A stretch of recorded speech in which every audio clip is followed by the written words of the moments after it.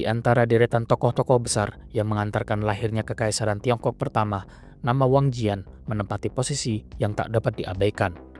Ia bukan hanya seorang filsuf atau negarawan saja, melainkan seorang jenderal ulung yang menjadi pilar utama militer negara Qin pada masa-masa penaklukan Tiongkok pada abad ketiga sebelum Masehi.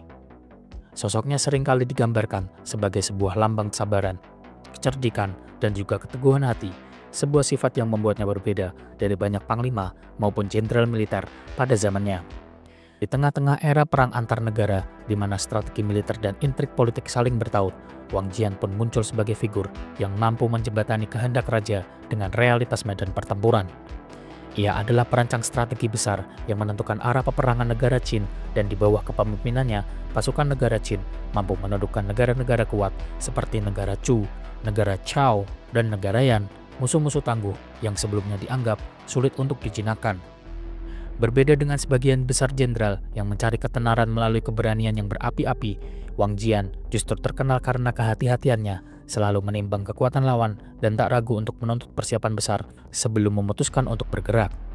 Kebijaksanaan inilah yang lantas membuatnya kerap berdebat hebat dengan Raja Yin Cheng atau kelak dikenal sebagai Kaisar Qin Shi Huangdi, namun pada akhirnya justru terbukti benar dan menyelamatkan negara Qin dari kegagalan.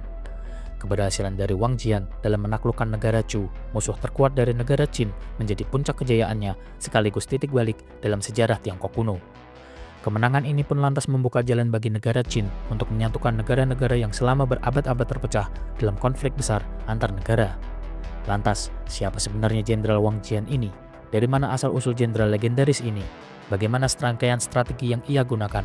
Pertempuran apa saja yang telah ia lalui, dan lantas bagaimana dia membangun fondasi sebuah kekaisaran yang kelak akan mengubah wajah sejarah Tiongkok selama-lamanya. Jenderal Wang Jian lahir pada periode perang antar negara atau Shangwu pada abad ke-5 hingga abad ke-3 sebelum Masehi, yakni sebuah masa ketika Tiongkok terbagi ke dalam 7 negara besar yang terus-menerus berperang. Sumber klasik tidak mencatat dengan pasti tahun kelahirannya, akan tetapi para ahli memperkirakan jika ia lahir sekitar akhir abad ke-4 sebelum Masehi. Ia sendiri berasal dari keluarga Wang, keluarga yang sudah mapan di wilayah negara Qin. Keluarga ini sendiri bukan keluarga kerajaan, tetapi masuk dalam golongan bangsawan rendah atau keluarga militer yang sudah lama mengabdi kepada negara Qin. Kelahirannya sendiri bertepatan dengan masa transisi penting dalam sejarah negara Qin. Negara Qin yang semula dianggap sebagai kekuatan barbar barat oleh negara-negara di lembah Sungai Kuning sedang bertransformasi menjadi kekuatan militer yang masif berkat reformasi besar-besaran. Di saat Wang Jian kecil, negara Qin sudah dipengaruhi oleh kebijakan hukum dan pemerintahan yang ketat yang diperkenalkan oleh Sang Yang pada abad ke-4 sebelum Masehi.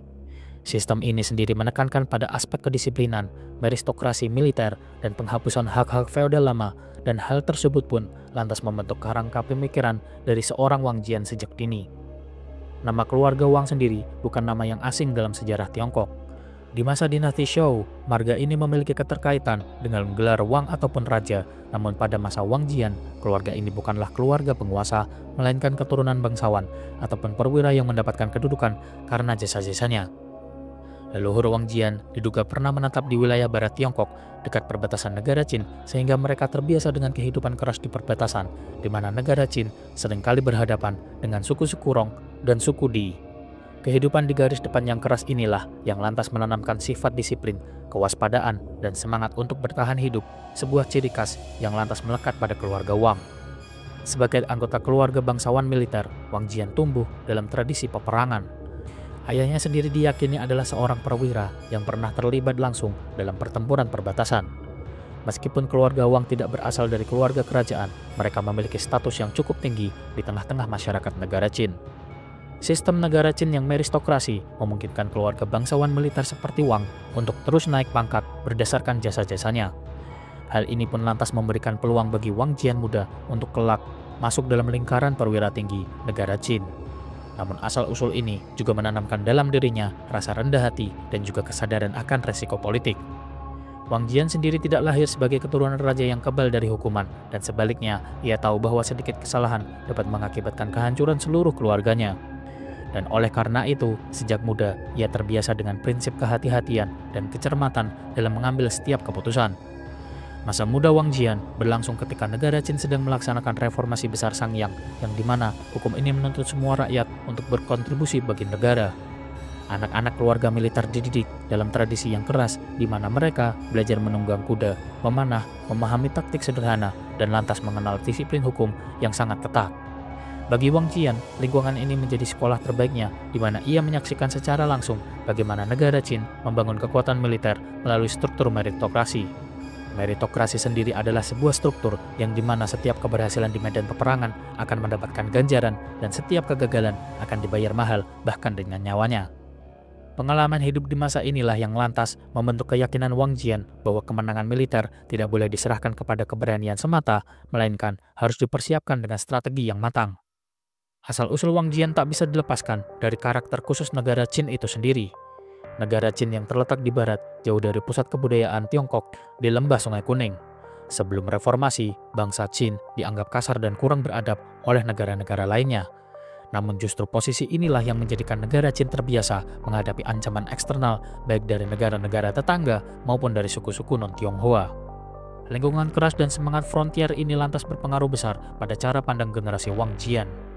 Mereka tidak tumbuh dalam kenyamanan aristokrasi pusat negara Zhou, melainkan dalam realitas keras di mana keadaan geografis mereka diliputi oleh tanah yang tandus, beragam peperangan perbatasan, dan kompetisi brutal antar negara. Dan lantas, hal inilah yang menjadi penyebab mengapa generasi negara Qin, termasuk Wang Jian, cenderung lebih disiplin, pragmatis, dan berhati-hati jika dibandingkan jenderal-jenderal dari negara lainnya. Sebagai anak keluarga militer, Wang Jian dididik bukan hanya dalam seni berperang, tetapi juga dalam seni strategi klasik dari Tiongkok. Pada masa tersebut, teks-teks strategi seperti Sunzi Bingfa atau Seni Perang Sunzi, karya Sun Tzu, Wu Zi, dan juga Wei Liaozi sudah beredar di berbagai negara. Walaupun tidak ada catatan yang menyebutkan secara langsung bahwa Wang Jian mempelajarinya, namun besar kemungkinan ia mengenal prinsip-prinsip dasar yang menekankan kehati-hatian, pentingnya jalur logistik, serta seni memenangkan perang tanpa harus bertempur habis-habisan. Namun ada hal yang membedakan Wang Jian dengan banyak jenderal lainnya, di mana tradisi Qin menekankan realisme militer dan teori strategi selalu diuji dalam praktik keras di perbatasan. Wang Jian mempelajari bahwa pasukan besar butuh suplai yang memadai, dan bahwa keberanian tanpa perhitungan akan membawa bencana, dan bahwa kesabaran seringkali lebih penting daripada sebuah serangan cepat. Wang Jian memulai karir militernya di bawah kekuasaan penguasa negara Qin yang ambisius seperti Raja Xiao Xiang dan Raja Zhuangxiang.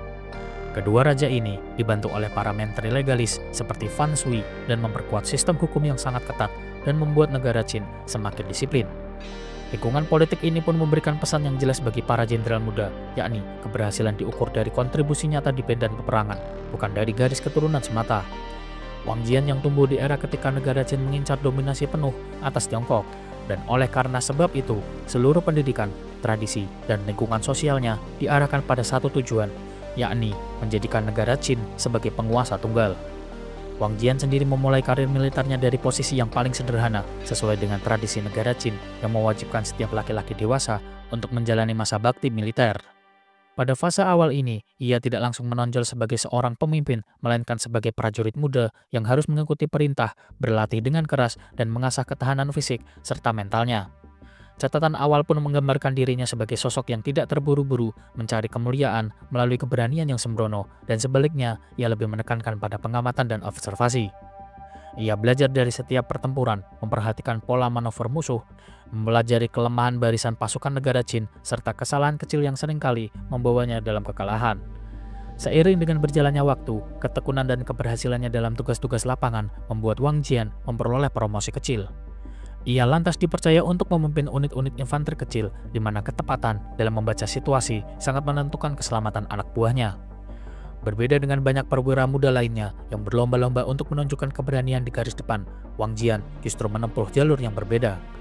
Ia mengutamakan kehati-hatian dan selalu menilai kekuatan musuh sebelum bertindak, dan hanya akan melancarkan serangan bila ia yakin akan hasilnya. Meskipun gaya ini pada awalnya dianggap lambat ataupun bahkan pengecut oleh sebagian rekan-rekannya, namun hasilnya di lapangan membuktikan efektivitas strateginya. Unit-unit yang dipimpinnya seringkali kembali dengan korban yang sedikit dan hasil nyata berupa tawanan ataupun perolehan wilayah kecil. Serangkaian keberhasilan inilah yang menumbuhkan kepercayaan dari komandan yang lebih tinggi yang mulai melihat bakat Wang Jian sebagai perwira muda dengan pola pikir yang berbeda. Awal karir Wang Jian sebagai perwira menengah ditandai dengan keterlibatannya dalam kampanye negara Qin dalam melawan negara-negara tetangga yang masih kuat. Pada tahap ini, ia bukanlah seorang panglima utama, melainkan bagian dari jajaran komando. Namun kehadirannya memberikan warna baru, karena ketika beberapa operasi negara Qin menemui jalan buntu karena musuh menggunakan benteng atau jebakan di medan yang sulit, maka Wang Jian mengajukan saran taktis yang berfokus pada kesabaran dan penundaan serangan langsung. Dalam satu pertempuran penting misalnya, ia berhasil mengarahkan pasukannya untuk menghindari jebakan musuh di sebuah lembah sempit dengan memanfaatkan jalur alternatif di wilayah pegunungan. Keputusan ini pun lantas menyelamatkan ratusan nyawa prajurit negara Qin dan menjerumuskan pasukan lawan ke posisi terisolasi. Peristiwa ini pun menjadi salah satu tonggak awal dari reputasinya. Di tahap awal karirnya, Wang Jian sempat kesulitan bergaul dengan sesama perwira lainnya. Banyak dari mereka lebih mengagungkan keberanian heroik daripada strategi hati-hati, dan Wang Jian cenderung lebih pendiam dan penuh perhitungan, yang lantas membuatnya kerap dianggap sebagai pribadi yang dingin. Namun kesan itu perlahan berubah ketika mereka melihat bahwa pasukan di bawah pimpinannya jarang mengalami kekalahan yang fatal. Beberapa perwira muda pun mulai menghormatinya secara pribadi, meskipun masih ada yang memandangnya dengan iri karena keberhasilannya. Keberhasilannya juga menarik perhatian dari para jenderal negara Qin. Ia dipuji karena mampu meminimalisasi jumlah korban dan mengubah situasi sulit menjadi sebuah kemenangan. Wang Jian disukai oleh komandan senior karena kemampuannya untuk taat pada perintah tanpa kehilangan inisiatif pribadi sebagai seorang prajurit. Ia tidak pernah bertindak secara gegabah, namun juga tidak bertindak secara pasif, di mana ia mampu menyesuaikan strategi dengan cepat saat menghadapi tipuan dari musuhnya. Hal ini pun lantas membuktikan bahwa ia bukan hanya seorang prajurit yang patuh, melainkan juga seorang pemimpin yang mampu berpikir secara mandiri. Pencapaian awalnya tersebut membuat Wang Jian mendapatkan kesempatan pertama untuk memimpin operasi kecil secara mandiri, seperti penyerbuan benteng perbatasan ataupun pengawalan logistik. Dalam operasi ini, ia lantas membuktikan dirinya sebagai perwira yang tidak hanya mementingkan kemenangan saja, namun juga keberlangsungan pasukan dalam jangka yang panjang. Ia terkenal tegas dalam hal disiplin, akan tetapi juga bertindak secara arif, bijaksana, dan juga adil. Prajurit di bawahnya merasa aman karena pemimpin mereka tidak pernah mengirim mereka ke medan tempur yang mustahil tanpa persiapan yang matang. Serangkaian operasi-operasi mandiri yang ia pimpin tidak selalu menghasilkan kemenangan gemilang, tetapi hampir selalu berakhir dengan hasil yang positif, yakni wilayah tetap aman, logistik berhasil disampaikan, ataupun benteng musuh berhasil dilemahkan tanpa korban yang besar. Rekam jejak inilah yang lantas memperkuat posisinya di dalam tubuh militer negara Qin. Sejak awal masa karirnya, filosofi kehati-hatian Wang Jian sudah terlihat dengan jelas. Ia selalu menekankan bahwa perang adalah urusan hidup dan mati, sehingga tidak boleh diperlakukan sebagai arena pertunjukan sebuah keberanian saja. Bagi Wang Jian, kemenangan sejati adalah menghancurkan musuh dengan kerugian minimal di pihak sendiri. Sebuah filosofi yang akan menjadi identitas awalnya dan membedakannya dari perwira yang lainnya. Kesuksesan-kesuksesan kecil inilah yang lantas membuat nama Wang Jian perlahan terdengar hingga ke istana. Raja negara Qin yang senantiasa mencari perwira berbakat mulai meliriknya. Meskipun pada fase ini ia belum menduduki posisi tertinggi, namun Wang Jian sudah mendapatkan perhatian khusus karena pola kepemimpinannya yang dianggap selaras dengan visi besar dari negara Qin itu sendiri, yakni penaklukan dengan perhitungan yang matang, bukan keberanian yang sembrono. Meskipun masih muda dalam jajaran perwira, pandangan Wang Jian mulai berpengaruh pada gaya operasi militer negara Qin. Ia lantas memperkenalkan gagasan bahwa perang panjang membutuhkan manajemen pasukan yang hati-hati, termasuk mempertahankan logistik, kondisi fisik prajurit, dan juga moral mereka. Dan pada beberapa kesempatan, ia bahkan menunda serangan hanya karena menilai pasukannya belum siap sepenuhnya, sebuah keputusan yang berulang kali terbukti menyelamatkan mereka dari kemungkinan kekalahan. Ketika negara Qin mulai bertransformasi dari sebuah negara pegunungan menjadi kekuatan terbesar dalam dunia Tiongkok kuno, maka keberhasilan itu tidak hanya ditentukan oleh visi seorang raja saja ataupun kecagihan dari sistem administratifnya. Terdapat sosok-sosok militer yang memainkan peranan penting yang tak tergantikan dalam proses penyatuan negara Qin ini. Di antara mereka semua, nama Wang Jian pun menonjol sebagai jenderal dengan peran strategis yang sangat menentukan. Pada tahap awal ekspansi negara Qin, Wang Jian mulai tampil sebagai komandan yang mampu memimpin operasi militer dengan tingkat efisiensi tinggi. Ia tidak langsung ditempatkan dalam peran utama, melainkan menjalani tugas-tugas di garis depan untuk menguji kekuatan lawan dan lantas menyiapkan jalan bagi kampanye yang lebih besar. Negara Qin membutuhkan jenderal yang dapat melaksanakan strategi tanpa kehilangan kendali, dan Wang Jian membuktikan dirinya dalam berbagai operasi pengamanan wilayah perbatasan. Salah satu medan pertama di mana Wang Jian memperlihatkan kiprah besarnya adalah dalam kampanye melawan negara Xiao pada tahun 236 sebelum Masehi.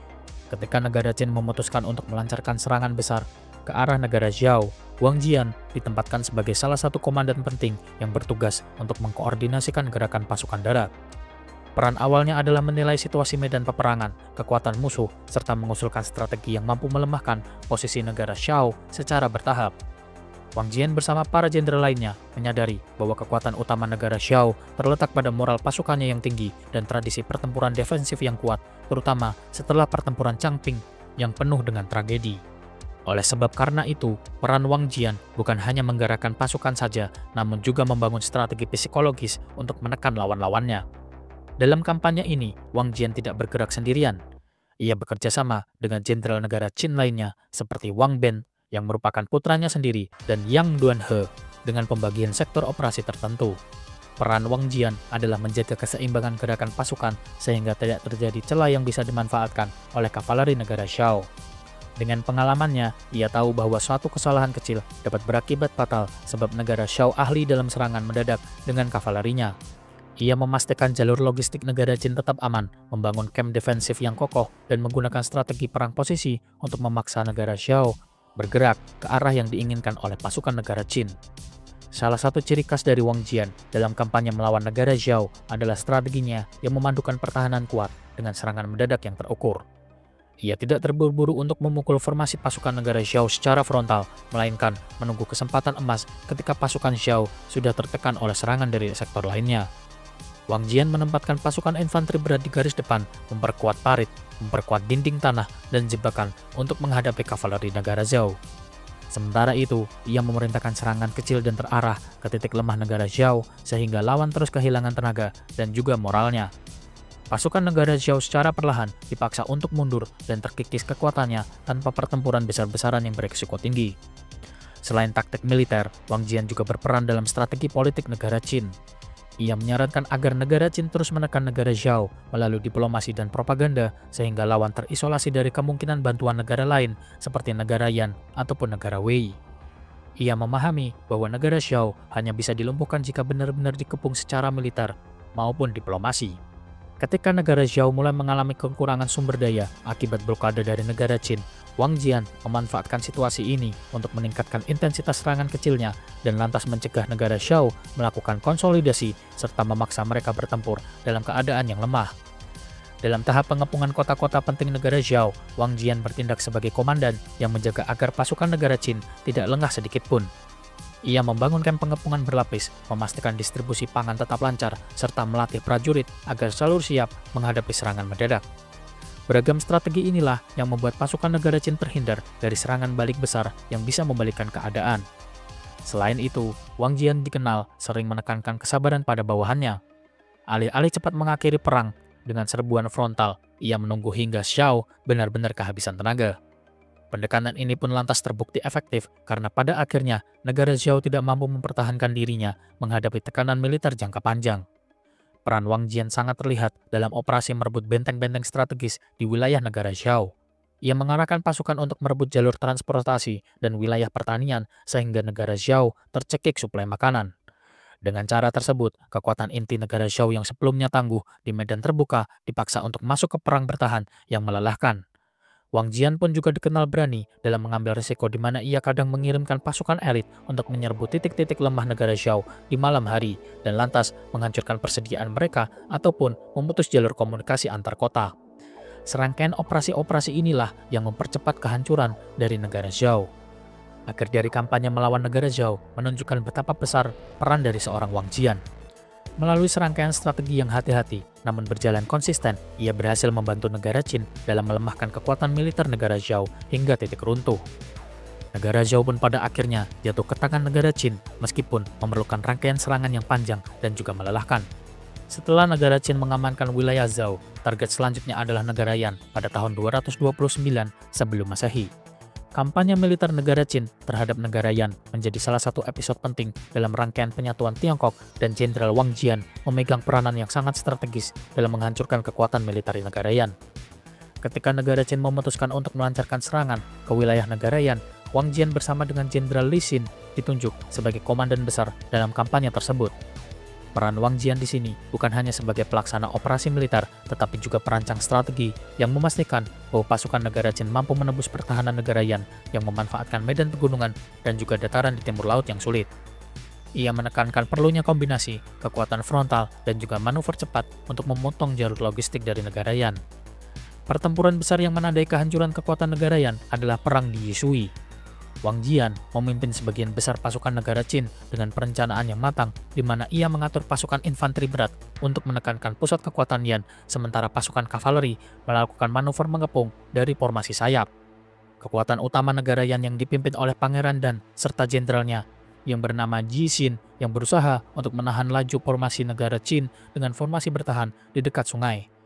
Namun Wang Jian memanfaatkan kelemahan pasukan negara Yan dalam aspek koordinasi, sehingga dengan serangan simultan, Jenderal Wang Jian berhasil memecah barisan musuh dan lantas menghancurkan sebagian besar pasukan inti dari negara Yan.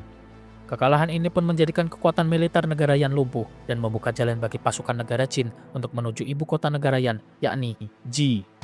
Setelah kemenangannya di Yishui, Wang Jian tidak berhenti hanya pada kemenangan taktis, di mana ia segera melancarkan pengejaran ke arah timur laut dan memanfaatkan momentum ketika moral pasukan negara Yan hancur. Strateginya adalah tidak memberikan kesempatan bagi negara Yan untuk berkumpul dan merencanakan strateginya kembali. Ia memerintahkan operasi kilat dengan menekan jalur mundur musuh, memutus suplai, dan merebut benteng-benteng strategis di sepanjang jalur menuju kota Ji. Setelah pasukan negara Yan hancur, Raja Xi dari Yan melarikan diri ke wilayah Liadong dan lantas meninggalkan ibu kota negara Ji. Setelah kekosongan raja dari kota Ji, Wang Jian segera memimpin pasukan negara Qin untuk menduduki kota tersebut. Penaklukan Ji merupakan simbol berakhirnya kekuasaan inti dari negara Yan di tanah leluhurnya. Namun Wang Jian sadar bahwa selagi Raja Yan masih hidup, maka potensi perlawanan tetap ada, dan maka dari itu ia mengusulkan pengejaran berkelanjutan ke wilayah timur laut. Di tahap selanjutnya, Wang Jian memimpin pasukan negara Qin untuk mengejar sisa-sisa pemerintahan negara Yan yang melarikan diri ke wilayah Liaodong. Meskipun medan di sana lebih sulit, Wang Jian tetap konsisten dengan strategi penghancuran total yang telah diputuskan bersama-sama.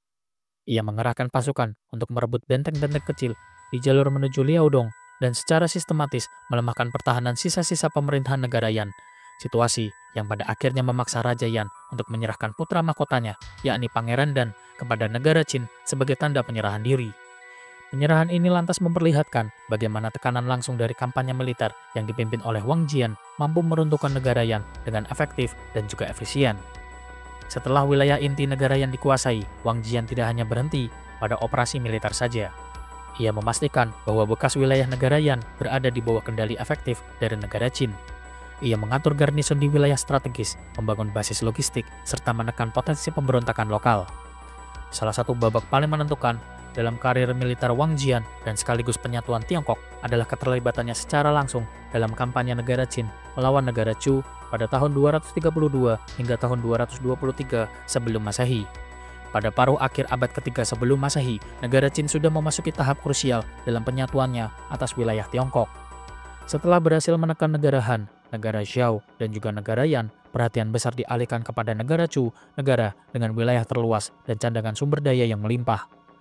Namun kekuatan negara Chu yang masih solid membuat ekspedisi militer negara Qin harus dipimpin oleh sosok berpengalaman, dan disinilah perang Jenderal Wang Jian menjadi sangat menentukan dalam fase awal operasi besar tersebut.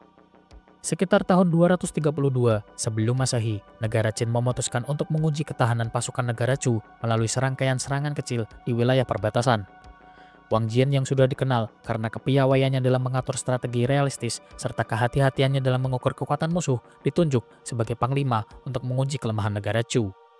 Ia memahami bahwa berhadapan dengan negara Chu berbeda dengan menghadapi negara Zhou maupun negara Han, di mana negara Chu memiliki cadangan pasukan besar serta tradisi perang yang kuat. Dalam beberapa tahun pertama, Wang Jian mengerahkan pasukannya untuk melakukan serangan terbatas ke wilayah perbatasan negara Chu. Tujuannya bukan untuk langsung menghancurkan pertahanan negara Chu, melainkan mengukur respon dan pola pertahanan dari pasukan negara Chu terlebih dahulu. Siasat ini pun menunjukkan sifat khas dari Wang Jian, yakni tidak tergesa-gesa menekan musuh besar tanpa persiapan yang matang. Dari serangan awal inilah, ia menemukan celah bahwa negara Chu masih mampu menghimpun pasukan dalam jumlah yang masif meskipun kalah di perbatasan. Wang Jian pun lantas memimpin pasukan negara Qin dalam ekspedisi yang berusaha untuk menembus jalur utara dari negara Chu. Pasukan negara Qin menghadapi perlawanan keras dari pasukan negara Chu, di mana mereka berada di bawah komando panglima mereka masing-masing dan masih bisa mengerahkan kekuatan cukup besar, bahkan kadang memukul mundur garnison dari negara Qin.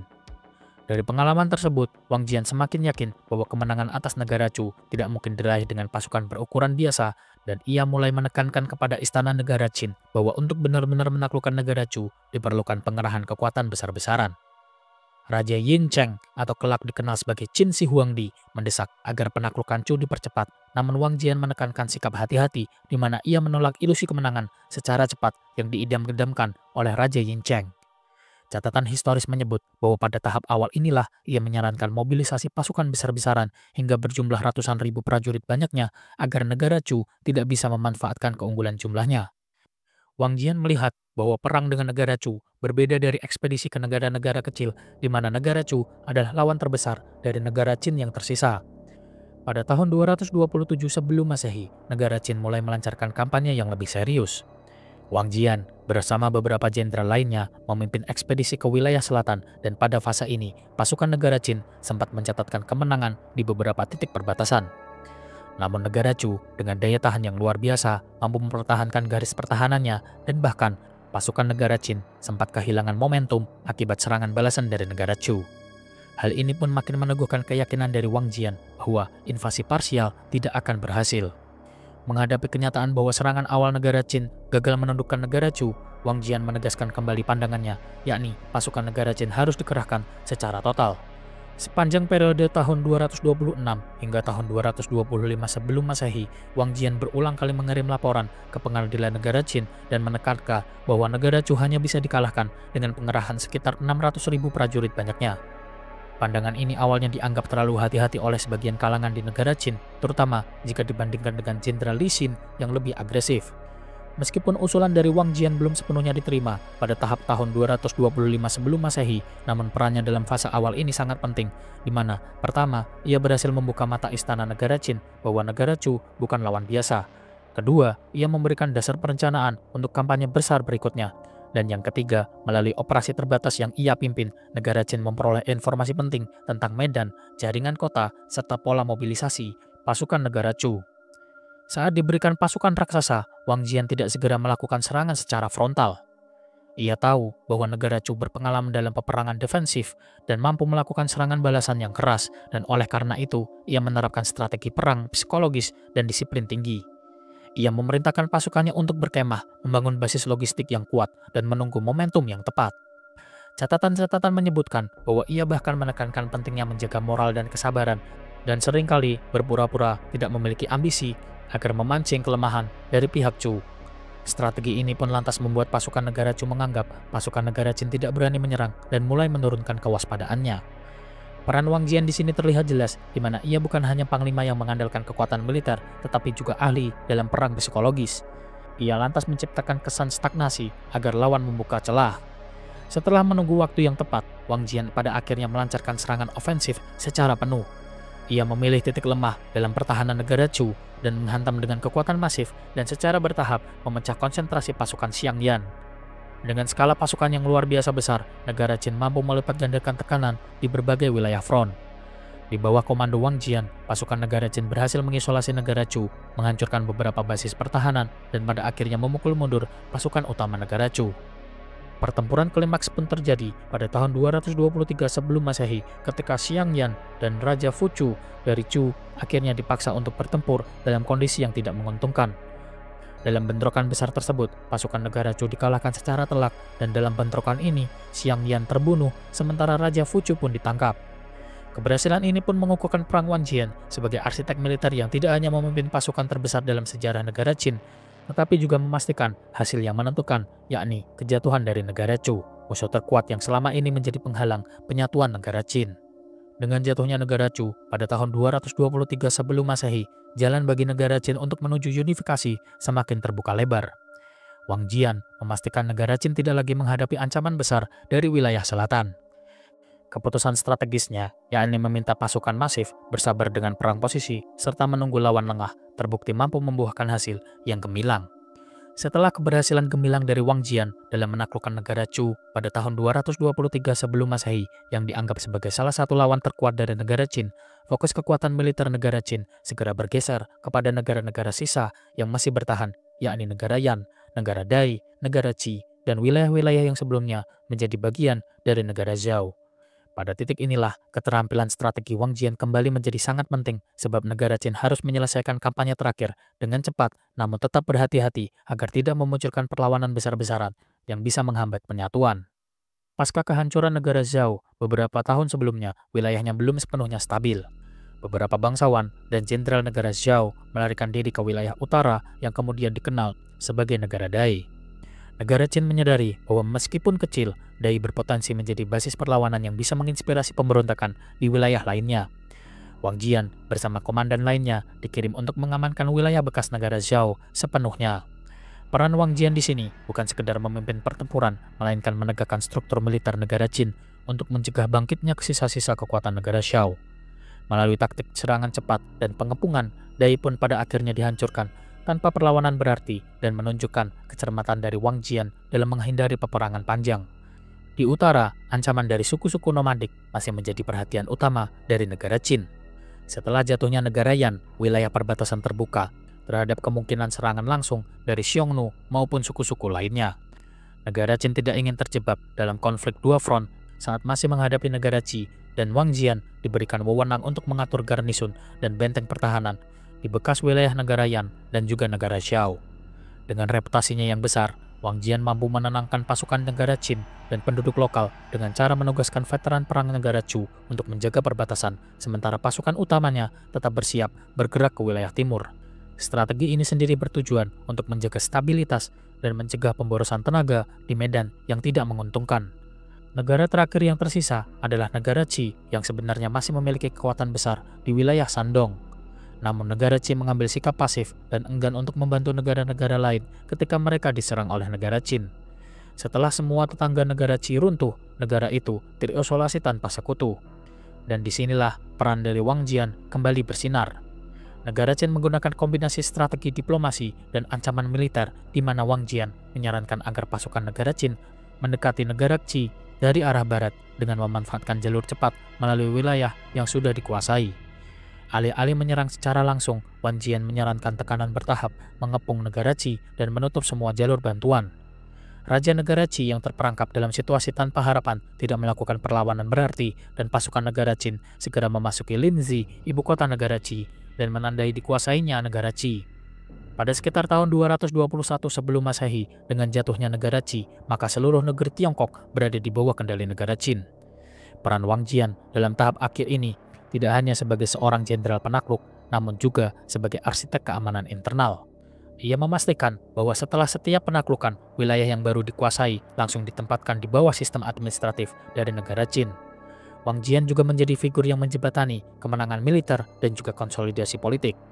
Tanpa kehati-hatiannya, perlawanan sisa dari negara Zhao, negara Yan, maupun negara Qi bisa saja memicu perang jangka panjang. Dengan gaya kepemimpinan yang sabar namun tegas, Wang Jian mengawal negara Qin menuju klimaks sejarahnya, yakni penyatuan Tiongkok pertama kali di bawah Qin Shi Huangdi. Pada penghujung masa pengabdiannya, Jenderal Wang Jian telah menorehkan jejak yang begitu mendalam dalam proses penyatuan Tiongkok di bawah dinasti Qin. Setelah menuntaskan kampanye besar terakhirnya melawan negara Chu yang kala itu dianggap sebagai musuh paling kuat dan sulit untuk ditundukkan oleh negara Qin, nama Wang Jian menjadi semakin besar dan bahkan melampaui pamor banyak jenderal lainnya yang hidup di zamannya. Namun justru di titik inilah dia mulai menghadapi persimpangan yang tidak lagi ditentukan oleh medan peperangan, melainkan oleh waktu, usia, dan politik istana yang bergerak secara dinamis. Wang Jian berhasil memimpin pasukan negara Qin dalam penaklukan negara Chu dalam strategi yang luar biasa, di mana kemenangan ini membawa negara Qin semakin dekat menuju ambisinya untuk menguasai seluruh negeri. Akan tetapi, setelah kemenangan besar itu, Wang Jian memutuskan untuk tidak lagi memimpin pasukan ke medan peperangan. Ada dua alasan utama yang mendorong keputusan ini. Pertama, usianya yang sudah sangat lanjut, dan yang kedua, keinginan kuat untuk menghindari potensi ancaman politik dari pihak istana. Sebagai seorang jenderal yang telah menaklukkan negara sebesar Chu, wibawa dan pengaruh Wang Jian begitu besar, dan bahkan Kaisar Qin Shi Huangdi yang ketika itu masih bergelar Raja Yin Cheng dari Qin, menyadari bahwa seorang jenderal dengan reputasi sehebat Wang Jian bisa saja menjadi pedang bermata dua. Ia adalah pilar kekuatan dari negara Qin, tapi sekaligus dapat menimbulkan kekhawatiran bila terlalu berpengaruh di luar lingkar kekuasaan kerajaan. Menyadari hal tersebut, Wang Jian memilih langkah bijaksana dengan mengundurkan diri dari panggung militer dan hidup dalam ketenangan di masa senjanya. Kisah pensiunnya Wang Jian bahkan tercatat cukup dramatis, di mana setelah kemenangan atas negara Chu, ia menolak semua permintaan untuk memimpin ekspedisi lanjutan. Beberapa catatan kuno menggambarkan bagaimana Wang Jian menolak tawaran istana dengan alasan kesehatan dan usia yang telah tua. Ia lebih suka kembali ke tanah kelahirannya, mengelilingi dirinya dengan keluarga, tanah pertanian, dan kehidupan sederhana, ketimbang terus berada dalam arus intrik politik yang bisa saja mengancam nyawanya. Keputusan ini sangat jarang dilakukan oleh jenderal-jenderal besar lainnya, sebab banyak yang tetap terlibat dalam politik hingga akhir hayatnya. Di masa pensiunnya, Wang Jian menjalani hidup yang relatif damai. Ia membangun tanah pertanian yang luas yang dikelilingi oleh keluarga-keluarganya. Walaupun demikian, ia tetap diperlakukan dengan kehormatan tinggi oleh pihak istana, di mana Kaisar Qin Shi Huangdi tetap menghargainya sebagai salah satu pahlawan terbesar yang pernah dimiliki oleh negara Qin. Meski pada saat yang sama, sang raja juga merasa lega karena Wang Jian tidak lagi aktif memimpin pasukan dan tidak menunjukkan ambisi politik sedikit pun. Dalam kesehariannya di masa tua, Wang Jian lebih sering berfokus pada keluarganya, terutama putranya, yakni Wang Ben, yang kelak juga menjadi seorang jenderal terkenal. Hubungan antara ayah dan anak ini menjadi simbol kesinambungan, di mana reputasi keluarga Wang tetap hidup bahkan setelah Wang Jian wafat. Masa tua Wang Jian benar-benar mencerminkan pilihan seorang tokoh besar yang sadar akan resiko ketenaran dan kekuasaan. Ia tidak terjerumus pada ambisi berlebihan ataupun godaan untuk menentang kekuasaan raja, dan sebaliknya, ia memilih jalur aman demi menjaga nama baik, menghindari intrik politik, dan meninggalkan panggung ketika berada di puncak kejayaannya. Langkah ini sendiri terbukti menyelamatkannya dari nasib tragis yang seringkali menimpa jenderal-jenderal besar lainnya di masa tersebut, yang banyak berakhir dengan pengkhianatan, fitnah, ataupun eksekusi akibat kecurigaan istana.